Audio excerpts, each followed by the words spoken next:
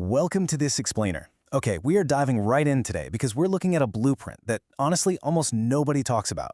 We're tracing a journey that goes from just barely scraping by, from living in this state of constant suffocating financial anxiety, to building an absolutely unimaginable real estate empire.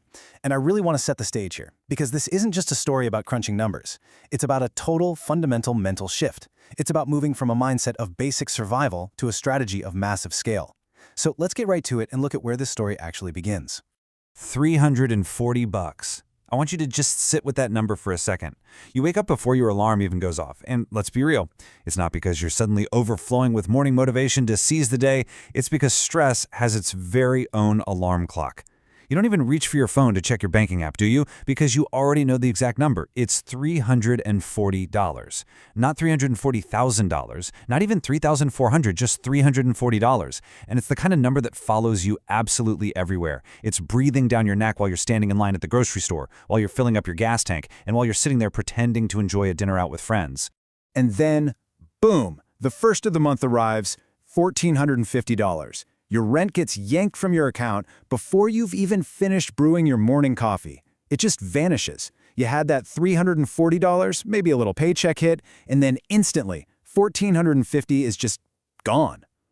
The brutal contrast between those two numbers is the day-to-day reality for so many people. It's just this constant, draining cycle.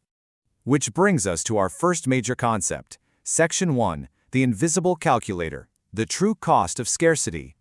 Because being broke, like really being broke, isn't just about having a low balance in your bank account. It is about carrying this invisible calculator inside your head every single second of every single day. You always know exactly how much you have because when money is scarce, your brain simply never stops counting. Every decision, no matter how tiny, carries a heavy, heavy price tag.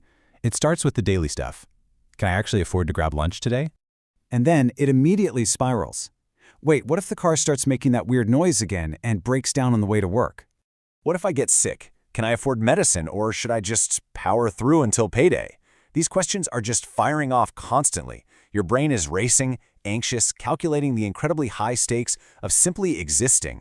So the crucial point here is that scarcity isn't just an economic state, it is a relentless psychological burden where every single unexpected bump in the road feels like a complete and utter catastrophe. And that leads into a really tough realization. Section 2, the renter's trap.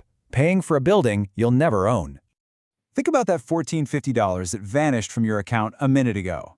That is a payment going straight to a building you will never, ever own. Paying your own mortgage versus paying someone else's mortgage, we just tell ourselves this dynamic is perfectly normal, right? Why? Mostly because everyone else around us is renting too. We scroll through those apartment listings late at night praying for a better deal, only to find places that somehow cost even more than the one we're already struggling to afford. We just accept this dynamic as a fact of life, but is it? What if this game was never designed for renters to win in the first place? It's a pretty jarring thought that creeps in during those late-night scrolls. What if the entire system is fundamentally rigged against the person writing that rent check every single month? Well, let's look at how the game actually works. Section 3, the net worth game, the only score that matters. I want you to imagine life as a video game for just a second. But, there are no health bars, no experience points, no magic weapons. There is only net worth. It is that single, floating number in the corner of your screen tracking your actual score in the game of wealth.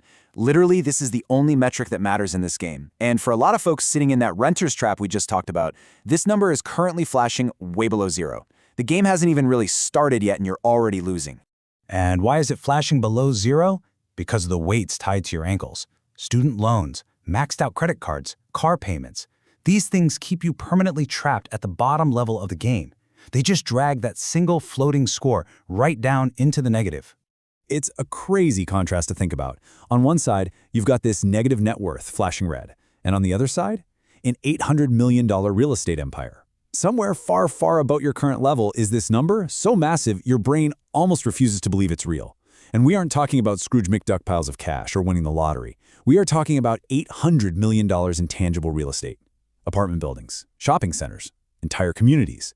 We're talking about thousands of families living inside buildings that literally carry your signature on the deed. It sounds absolutely impossible when you're looking up from down there in the negative, doesn't it? Which brings us to the conspiracy of it all. Section 4, the money lie, the biggest meth keeping you broke. That exact feeling, that reaching the end game is totally impossible is exactly why almost nobody ever tries. This is the absolute biggest myth keeping people broke, and it's something we need to tear down right now in this explainer. It's the very first lie every broke person hears. You need money to make money. You have probably heard this your entire life. It is presented as this absolute law of physics, an undisputed fact that just totally shuts down your ambition before you can even take a step. If you don't have money, well, you can't make money. Game over, right? And why is this lie so incredibly powerful? Because your teachers say it. Your friends repeat it. Your family completely believes it. These are the people you trust the most in the world. But you want to know the funny thing about this? Almost nobody repeating this phrase has ever actually become wealthy themselves. The people feeding you this rule are stuck in the exact same game you are. So, let's leave that lie behind and look at what actually works. Section 5, the one-door blueprint, how to actually start playing to win. If you don't need millions, and you don't even need hundreds of thousands to start, what do you need? Here's the quiet truth. You need one opportunity, one asset, literally just one door. That is the entire secret to destroying the money makes money myth once and for all. The journey to an $800 million empire doesn't kick off with some massive corporate acquisition. It begins with a single door.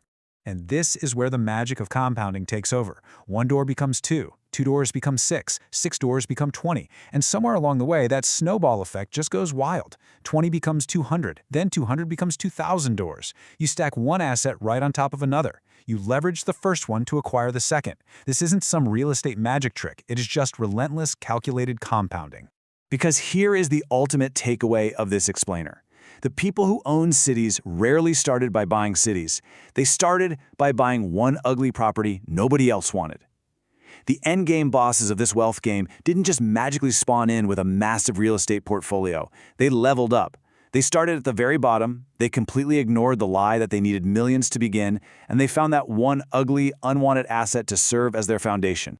Which leaves us with the most important question for you today. Are you ready to buy your first ugly property? Are you ready to stop paying someone else's mortgage, finally silence that invisible calculator in your head, and take your very first step